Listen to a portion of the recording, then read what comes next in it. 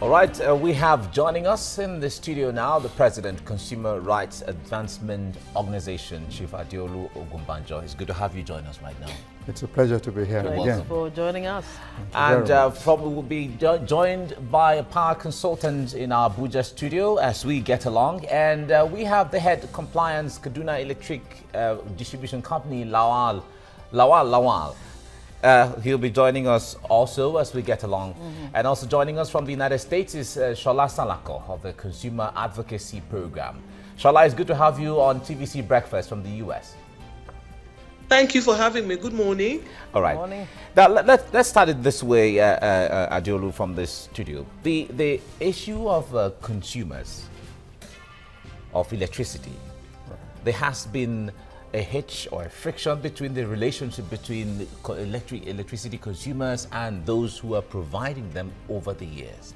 Now, at this time where there has been promises of this is going to be done and that is going to be done, the strategy is put in place and all of that, how satisfied are the consumers now from what because you have been relating with these people directly and so on? Can you tell us the background of things right now? Thank you very much. It was actually really privatized November 1, 2013. Counting in months, 34 months down the line. And yet, there is no real good metering program. Unfortunately, some of the consumers who do have the old, what they refer to as analog meters, are not being read. They say that analog meters are, giving them some undercharges. So they don't want to read analog meters. Hence, once you have an analog meter, it means expect an estimated billing system. Unfortunately, they are supposed to give you the now, what they call prepaid meters. Now, the core business of the electricity distribution companies is to distribute electricity. They must approach the meter manufacturers to give them meters, not to now do business with meters. Fortunately, we do have meters around here, and there are over 3 million Nigerians who do not have meters as we speak. And when you give consumers crazy billing, it is, usually between 5 to 10,000 what they have not consumed. I'll give you an example. In my estate, there is someone who has a prepaid meter. He uses between 6,000 to 7,000 naira monthly. Yeah, for when he goes to recharge. And there is this, and he has air conditioners 4, all sorts. But there is this old gentleman who just television and probably a fridge and all that, and he's being charged 17,000, 18,000 every month. So if you look at that, it means that he's definitely overpaying another 10,000 naira times 3,000 people who are expecting meters, and 1,000. 3 million, you mean? Sorry, 3 million. 1,000 estimated bill for 1 million is 1 billion. So you are expecting for instance, 3 million people and let's even take 5,000. That means they are overbilling Nigerian consumers a whopping 15 billion every month, free of charge. That is cheating on Nigerian consumers. That's massive indeed. Let's bring in Shola Salako, consumer rights advocate herself. I mean, very passionate when it comes to the rights of consumers. Now, Shola Salako, what do you make of this guesstimation, estimated billings, and indeed crazy billings that Nigerians have been complaining about on the one hand, and the local manufacturers of meters are complaining now that they don't have access to dollars, and so there is the likelihood that they might just go out of business completely, and this might further jeopardize the situation of consumers. Weigh in on this for us. Okay, well, for me, the first issue we need to clear is the fact that we've been talking about this for a very long time. The discos are not motivated to ensure that their consumers get prepaid meters because the way they bill us now, the estimated billing and the crazy billing pays them more. They get more. They get more money than they would because they have not done their homework of being able to capture everybody who is using their service on their network. So what is happening is that consumers who have been captured are being made to pay the bills of those people who are not being captured, which is not fair. So if government had been more insistent on getting them to give us meters, then they will be the ones bearing the cost of that gap between who's consuming and how much money they're making back. So right now, there's no motivation for them to ensure that the meters are available to consumers. This was long before the FX crisis became an issue.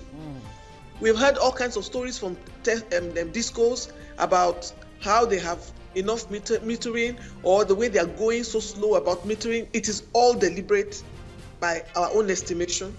And until government puts some kind of check in it, until you kind of make them have to do this. Because I do remember that when the tariff was going to be increased, we actually wrote the Honorable Minister, and we requested that tariffs should not be increased on any consumer who does not have a meter or who doesn't have a prepaid meter, because it does not make any sense for you to say, I don't know how much you consume, I just estimate that because you live in this kind of place, or I assume that you have this, then this must be what you are consuming. So you are already charging me for what you don't know. And then on top of that, you now increase that tariff. Now, if government had listened and had ensured that the new tariff was not affected on people who didn't have prepaid meters, we would have seen a faster rollout of these prepaid meters. So now that we are in this problem of there's no FX available for them to procure the meters, or that's what we're hearing now, it's like a perfect storm. But this could have been avoided if there had been more proactivity on the side of government. That's where I would like to start. Okay. All right, Shola, we'll come back to this shortly. Now, let's look at other perspectives to the metering issue in Nigeria. Bayo Odukoya lives in a 3-bedroom rented apartment in Ikeja, Lagos with his family. Let's give you a scenario. Now, every month he gets an unusual guest, if I put it that way, and that is the man from PHCN who comes to deliver his monthly electricity bill. Now, Bayo, just like many others, do not enjoy regular electricity supply, yet his guest visits with a regular bill that falls between 14 to 15,000 naira on a monthly basis. Okay, so we've established the fact. We will, of course, continue with that as quickly details of that as we can. You know, both of you are guests here. You're on the side of consumers, and I'm just thinking, you know, who's going to speak out for these local manufacturers who are complaining seriously? They have quite a number of meters on ground, yes, but they're saying that the discos themselves are not even patronizing them.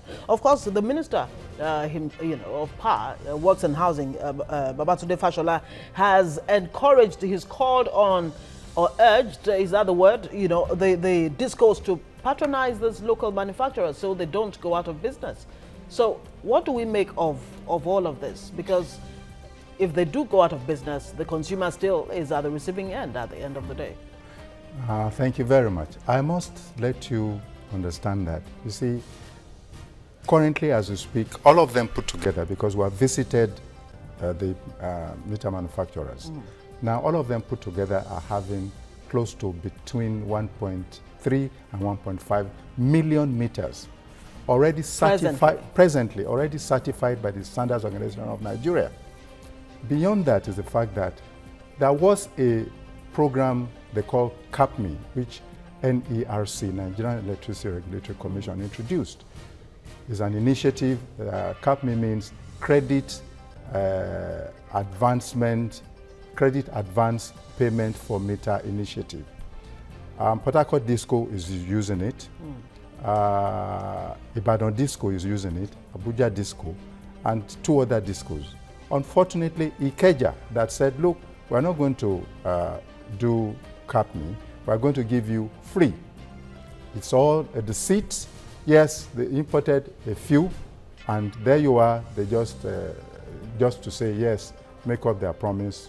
They say, okay, few people, you have it.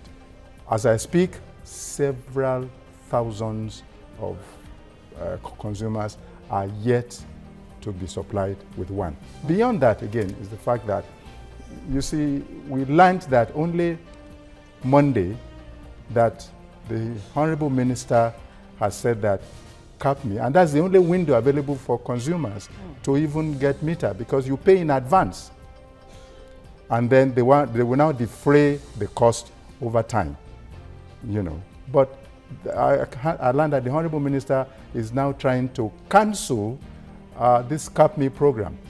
And before now, for instance, in the month of September, we wanted to appeal to the Minister to ensure that CAPME is fully embraced in Nigeria, because that's the only window that is open to consumers to have meters.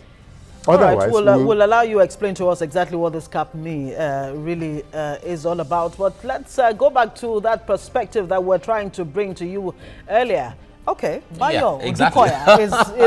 is the man. Yeah, exactly. He lives in a 3-bedroom rented apartment in Ikeja, Lagos. Now, I was telling you about, he lives there with his family. I'm giving you a scenario now. Now, every month he gets an unusual guest, like I said before, and that is the man from PHCN who comes to deliver his monthly electricity bill.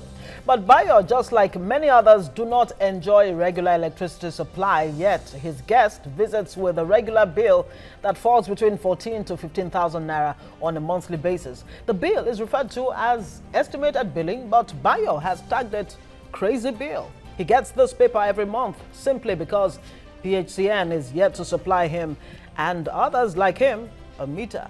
Now, Bayo and others like him believe it's a deliberate attempt to fleece them. That's the perception they have. And certainly other people like Bayo, like Adiolu has said, about 3 million of them, more than 2.9 million households are yet to get electricity meter since November the 1st, 2013, when the Distribution Company of Nigeria took over the control of electricity distribution. Okay, so data submitted by the 11 discos to Nigeria Electricity Regulatory Commission indicates that there are 6.159 million customers accounts as of December last year, with 3.206 million metered. The other 2.953 million customers have remained unmetered, thereby raising concerns on the estimated billing system. Now, while northern discos, including Abuja, Jos, Kaduna, Kano, and Yola, claim to have or said they have a 1.973 million customer base, Port Harcourt, Benin, and Enugu discos have 1,000 or about 1.8 million customers. Now, in the west, Eko, Ikeja, and Ibadan discos have about 2 million customer accounts. Electricity consumers are not the only ones affected by the power supply situation. Local meter manufacturers are also accusing discos of refusing to patronize them, thereby adding to the problems associated with estimated billing. Okay, so let's bring in Shola Salako here right now. The issue of estimated billings, yes, we have talked about that. How do we now bridge the gap between those who have these meters and those who don't? But more importantly, who really should bear the burden, you know, or bear the cost of these meters when they are made available at the end of the day? Oh, okay. Well, first and foremost, the meters are not the property of the consumer. The meters belong to the discos. It's like somebody saying that the consumer should bear the cost of the pipe that brings water to your house. You know, that is part of the infrastructure. What the consumer enjoys and is paying for is the power that meter. The meter is the means by which he gets access to what he's paying for. So the cost of the meter should not be borne by the consumer at any point. It's just been the way we've been around here, never doing things right. That's why we've been paying for it. And then because people are just frustrated, if you need me to pay for it, I'll pay. Just let me get this meter. That's number one. Incidentally, I could be Mr. Bayo that you're talking about, because I also get those crazy bills. There's no bill as ever, except for 1 month, that Ikeja Disco gave me a bill for 2,000 something naira, and that was just, after I had written them a letter to tell them I didn't have light for 4 days in 1 month, and I was going to deduct those 4 days from whatever bill they brought. Before then, my bill had been 30,000, 40,000. So how do you reconcile 40,000 naira? It's the house I live in. I don't run a factory there, and you give me a bill for 30,000 a month, and then one particular month you give me a bill for 2,000. What is the correlation there? That will tell you that it's obviously them. Somebody just sits down and allocates whatever they think they should charge you. I heard you reading out the list of subscribers and all. Those are the subscribers that they have captured. Please don't let us forget that. There are still millions of subscribers that they have not captured. They are under the radar. The discos do not have any access to them. They are the ones who are feeding off on the net, on the grid, without paying for it. And the way the discos get their money for those power thieves, because they are thieves, is you charge the people who are legally connected, who want to pay. So how do we bridge that gap? That's the question you asked me. And the way to bridge the gap is to put pressure on the discos to meter Nigerians. I still don't agree, as much as I am a fan and a supporter and someone who admires the Honorable Minister for power a lot. I still do not agree with the way that there is dealing with the discos. He's not listening to the consumers as well as he should listen to them. These discos will never meter Nigerians fully because it pays them not to. You have to make it hurt in their bottom line. And the way you can make it to hurt in their bottom line is to force them to meter. If you say to me that unless I have prepaid meter, I should be paying the old rate, that's the old tariff of about 11 naira per kilowatts, or whatever it is that the measurement of the power that we consume. If you say, as long as I don't have prepaid meters, I cannot pay the 26 naira per whatever, you will be shocked at how fast they will patronize the local manufacturers. But right now, there's no law that says they must patronize them. So they delay and they drag their feet and say, okay, we're importing, there's no money to do it, and all of those things, because it pays them not to meter us. That's just the truth. Until it becomes, it's no longer profitable for them to meter us. If government would insist that the only people who you can charge the new tariff on are the ones who have prepaid meters, you'll be shocked at how fast those meters will come out. Okay, now Shola, let me still stay with you here. Nigeria is home to you, just like the United States is home to you where you are right now. If we it's have not home to me, I'm only visiting. I wanted to ask you to tell us how it operates there generally, as in whether there are also estimated billing somewhere in the United States, or whether everyone is prepaidly metered in the US where you live, where you are right now, rather.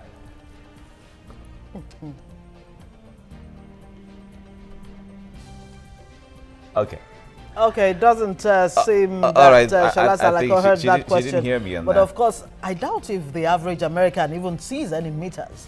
I guess there are other ways that they've gone way past, you know, way beyond when it comes, the whole metering system. Yeah, when it comes to metering and paying for bill, I guess they have passed that long ago. They have. Now we have joining us Lawal. He is the head compliance Kaduna Electric Distribution Company. Lawal, it's good to have you on TVC Breakfast. Good morning. Now, let me ask you, Lawal, when it comes to compliance, let me start from there, because we've been talking to consumer advocates all the while. And the question there we need to ask is, from the customer base we have right now, what's the level of compliance of the payment of their regular bills, even the legitimate bill they're supposed to pay? What's the level of compliance? Right. So We have a customer base of over 300,000, approximately 393,000 customers. And the level of compliance to bill payment and tampering of meters, non-tampering of meters, and compliance to standards is it's quite poor. Let me start with the very foundation of electricity service, that is requirement for connection to electricity. Over 90% of the customers in our network do not meet up the requirement set by the Nigeria Electricity Regulatory Commission in terms of connection requirements, in terms of earthing, in terms of equipment that are required to connect to the electricity network. These are mostly earthing requirements. These are the minimum standards, and in terms of getting a qualified electrical contractor to actually get you the services of an electricity distribution company. Yet again, in terms of the issue about the three-phase and the single-phase kind of meter that you require, most people, because of the money and the tariff rate, prefer to be on a single phase when obviously the load should be on a three-phase, and it ends up burning the meter and creating problems for the network. This obviously takes them to bill payers, and at the end of the day, the estimated methering would always create problems in terms of bill payment, or in terms of complaints that the bills are high, and consumers will be unhappy that distribution companies are not able to meter them. So the compliance level is low, but these are historic problems that we've met on ground. We are trying to do our best to see that people are aware of their own responsibilities first, and then we educate them on the compliance requirements, and then we also educate them on what is it that they should expect from the distribution companies. The reality of the matter is you can't expect 24 hours supply now. You can't expect 100% metering of every consumer. You can't expect a perfect network to every nook and cranny of Nigeria. So it is absolutely important to convincingly and transparently tell the consumers this is your level of expectation. This is what you can do, so that consumers can judge you with that. All right, so you do say that 90% of your consumers or your customers don't meet the requirements. Now, let me find out from you, based on what our guest in the US, Shola Salako, said there, that it's actually profitable for the discos not to, insist on meters going round. And then on the other hand, you have local manufacturers who are crying themselves, who are saying that they don't have access to Forex, and even the meters that are available, discos are just not patronizing them. Is it more profitable for you for things to remain that way? Unfortunately, no. I wish it was so, as Shola has said. But less than 1/8 of our total billing comes from fixed charges, which are basically what you can do with the estimation. And right now that the fixed charges are gone, I don't think any disco would tell you that it's profitable to not meter any customer. About a third of our energy goes to the MD, the big customers, the institutional customers. So if you don't meter them, you basically lose more than 40% of that energy, and you can't get anything from them. Now, coming back to the residential and the commercial consumers, the everyday consumer, we have seen it consistently that by metering people, about 20 to 25% of the revenues increases. So there's absolutely no reason why we shouldn't meter.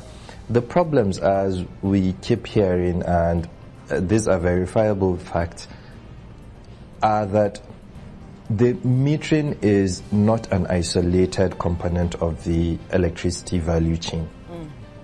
Everything about the electricity industry starts and ends with your revenue requirement and the tariff system. Now, you know that the tariff was approved the last tariff was approved in December last year. And even before then, over the last 2.5 years, the DISCOs have been battling with the Nigeria Electricity Regulatory Commission and the industry as a whole to ensure that a cost-reflective or a market-reflective tariff is actually approved. As much as the private sector want to ensure profitability and sustainability of the business, they are also very concerned about their ability to collect from the consumer, and which means if tariffs go above thresholds, you basically can collect as much as you should. So we need forex, we need financing to actually buy these meters. If it's not covered in your tariff, no financial institution, no banker would agree with your projections that you're basically going to recover your money and pay him. All right, so Lawal, we are the ones suffocating because we don't meet up our revenue. Okay.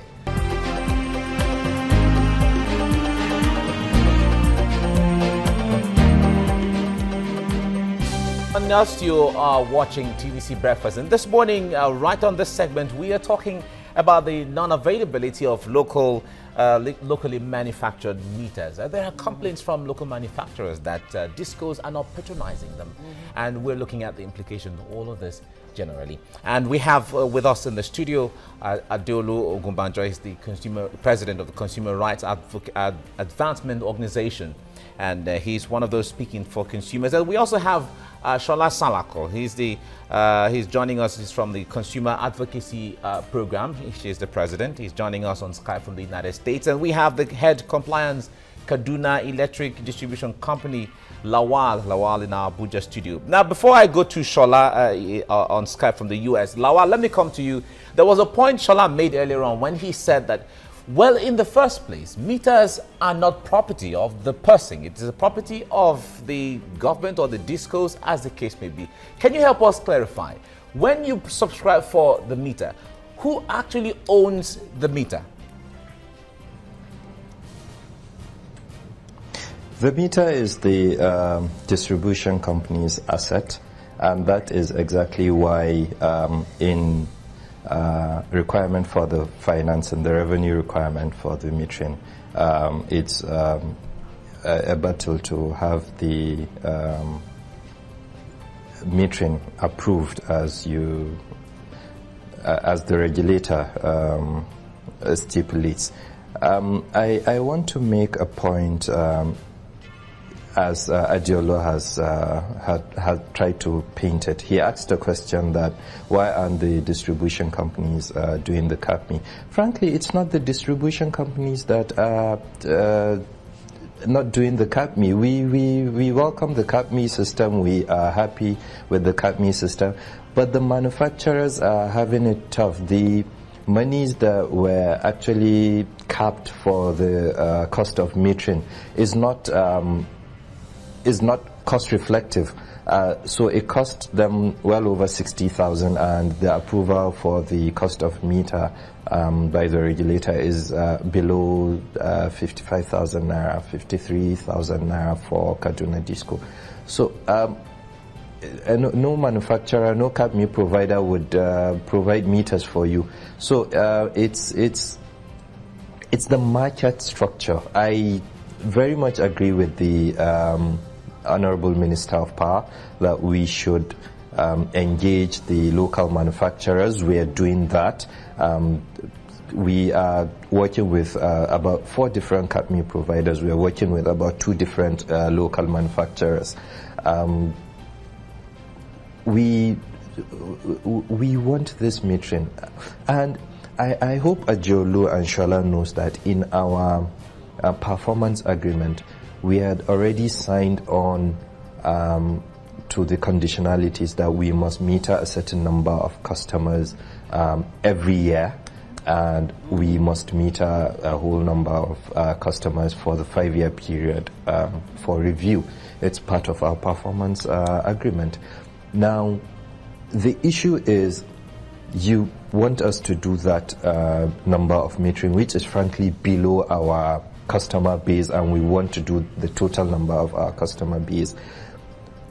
All right, let me bring in Shola Salako here, if you will. Lawa, if you would allow me, sorry to cut you there, let's quickly bring in Shola Salako. And I want to take her up on what you have just said about your projections to provide about 1 million meters, for customers every year, and of course 6.52 million in the space of 5 years. Now, Shola, how feasible, how realistic do you think these projections are on the part of the DISCO in terms of being able to actually achieve this goal? That's on one hand. And secondly, let's even look at the regulatory body, the NERC. How effective would you say, in the light of all we have been talking about, how effective is the regulatory body in ensuring that the interest of the consumer is actually protected in the long run, while not, putting the DISCOs and, of course, the local meter manufacturers at disadvantage? Well, in the first instance, the DISCOs have had all these projections now for so many years. And how much of it have they complied with? I will keep going back to my original point. It does not make economic sense for the DISCOs to comply with their metering projections, because if they do, they would lose income drastically. There are too many people who are not captured on the grid, and the DISCOs need to get money back for the electricity that those people consume. So there would always be all kinds of estimations and what we're going to do. Before we lost the line the first time, you were asking me how it works here. Exactly. In an environment like the US, where I am right now, there is no way that you as a service provider would charge anybody for services that you cannot prove that they consumed. If an energy company gives you a bill here, sometimes they give you estimated bills. By the next month or 2 months after that, they would send you a bill to show you how much you consumed in those times, to justify those estimated bills. And once you don't consume up to what they estimated that you did, they refund the money to you. You can't keep charging people what you think they consume without proof that they actually consumed it. So it's a different ball game here completely. And that's what the government needs to, government doesn't give us electricity anymore. At least they say they've divested as much as possible. But when it comes to NERC, I have always said this, that the responsibility to protect consumers cannot be equally borne by the same sector regulator. Who is the one who is regulating the service providers? There will be conflict of interest.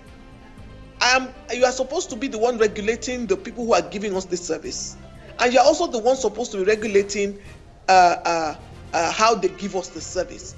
There should be more powers devolved to a Consumer Protection Council, for instance. Should be empowered to be able to take on, because the CPC should have a sector or a section in its office that is focused on power consumer issues, and they are the ones who can speak on behalf of the consumer. I have spoken directly with them, NERC, for many years. I've worked with them, and I realized that they are doing a balancing act, listening to what the DISCOs or the service provider has to say, and hearing all the service providers each and that, and then they are on the other side trying to hear what the consumer has to say. And it's almost as if they don't have bites. I mean, they can't even back. You hear them trying to balance and trying to understand. Yes, I understand the fact that you want to protect the business environment. Nobody wants any disco to be out of business, because if they're out of business, they won't have service. But at the same time, they should be in business fairly. And if that fairness is not entrenched into this system, consumers will not trust you. Consumers can't trust the sector regulator. Consumer doesn't trust the government either. Because somebody needs to be listening to our side of the story. We're the ones who are doling out this money, and we consistently dole it out without an end. There's no reprieve. And as long as they can make that money from us, and there's nobody saying, no, you can't keep charging us for those things, they will keep making it. Why should they give you meters? I have listened, look, I have sat down with, especially Ikeja Disco. I have sat down with them, and I have seen what they do when they talk about estimated bills. They estimate your bill by the transformer. They measure how much power they send to a particular transformer. And then by the end of the month, they look at how much money they've made in prepayment bills that people have prepaid. The difference is what they spread over the rest of the people who they are captured, who they give power to from that particular transformer. How does that make sense? So I will be paying for services for power that I don't know how many people consume. Meanwhile, on that transformer, there might be almost 50% of people on that transformer who are not captured by the grid. I mean, we are captured on the grid. They're not captured in their billing system. So they need to get on the streets and go and ensure that they know who is using their power, and once you are not paying your bill, you shouldn't get to use power. But they don't do that. They don't do that. They just sit down comfortably. They know that at the end of the month, if I send 10 kilowatts to this transformer, I'm going to make money back for that 10 kilowatts. Who pays? I don't care. All right, as long as I get my own money back. Yeah. Okay. Shola Salako, President of Consumer Advocacy Foundation of Nigeria. Thanks for talking to us on TVC Breakfast.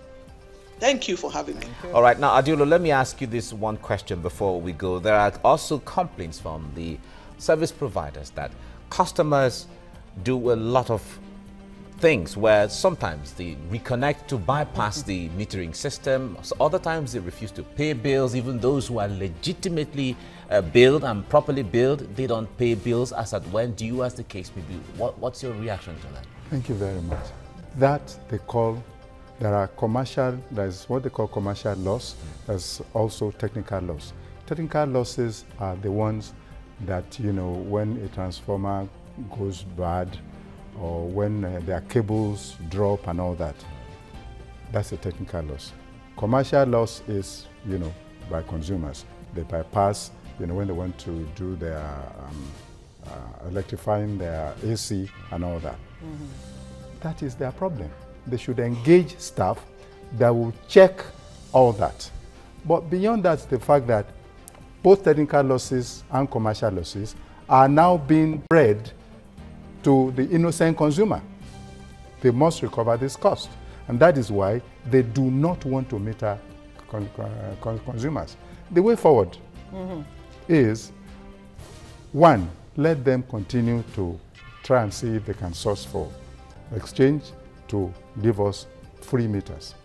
But let there be a window, for God's sake, that if I can buy meters through the CAPME program, I'm sorry to fault the gentleman from Kaduna Lawal. That said that CAPME is 55,000 and all that. Let that be a stakeholders meeting, consumers, representative of DISCO, the ministry, the regulator, and then let us sit down and say, well, what is the cost of this meter? And we can now at least look at a reasonable cost, and then anybody who can afford it, because they're still going to actually defray the cost, but we are credit advancing them, we are buying it, and then over a period of 12 months, they can now defray the cost. But it will, that's advanced crediting. So I will buy, and then they will defray the cost over time, and then at least I'm happy, I have meter, you are happy because you have provided me with prepaid meters, as they have said. Okay, so let's bring in Lawal here. It's not only the consumers that are asking for, in other words, a liberalization of the metering arm of the power sector. They're saying instead of limiting the procurement of meters to discos alone, which represent, of course, it should actually be open, you know, so that consumers can actually buy the meters themselves. Would you agree with that? Do you think that is likely to solve the problem of, you know, the scarcity of electricity meters, that consumers end up only being, you know, asked to pay for what they have not used? I wish it would solve. I hope it would solve. We look forward to engagements with stakeholder group. We do it monthly and quarterly basis, and we frankly hope that by such consultations and engagements, it will help us solve the metering crisis. But certainly, it's a decision that the government would have to sit and agree. Are we going to raise the prices of meters? Because, of course, they are also regulated assets like any other part of the electricity network. So if we are going to be charging the consumers costlier meters, then we would end up with a lot of complaints about high cost of meters and backlash from the consumers. We want to provide these meters. We are doing it. As you are aware, Kaduna is launching the next phase of its metering with 50,000 meters in 2 weeks' time in Sokoto. We're doing that in Kaduna. We currently have metered about 90% of our MD customers, and just about 187 customers are left, and which we would finish by end of September, latest by first 2 weeks of October. I just want to go back to a question that you asked, Ngozi, about the issues with the consumers, the balancing act, consumers and the operators.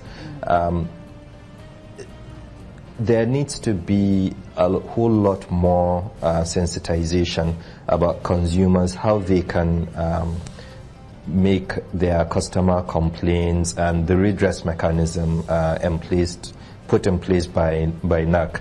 There's a very robust and just system which is quite frankly, it doesn't really care whether it's the consumer or the operator. It's very just, and we've had cases against us. We've had cases for us.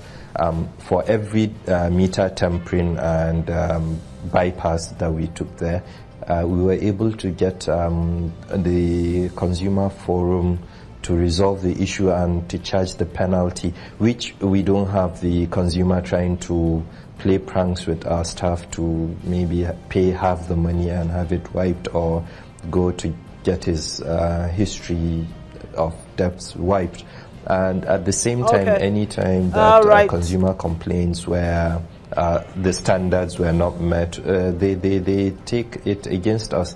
So I think it's a redress mechanism that needs to be out there, and the consumers to take advantage, and we would continue to also take advantage and take the consumers whenever they default or they don't meet up their standards. Just to also say that we had more than a third, half of our bills are unpaid by the consumers. Yes, please. Okay, Lawa, thank you. That's so much time can permit us right now. We thank you for joining us on TVC Breakfast.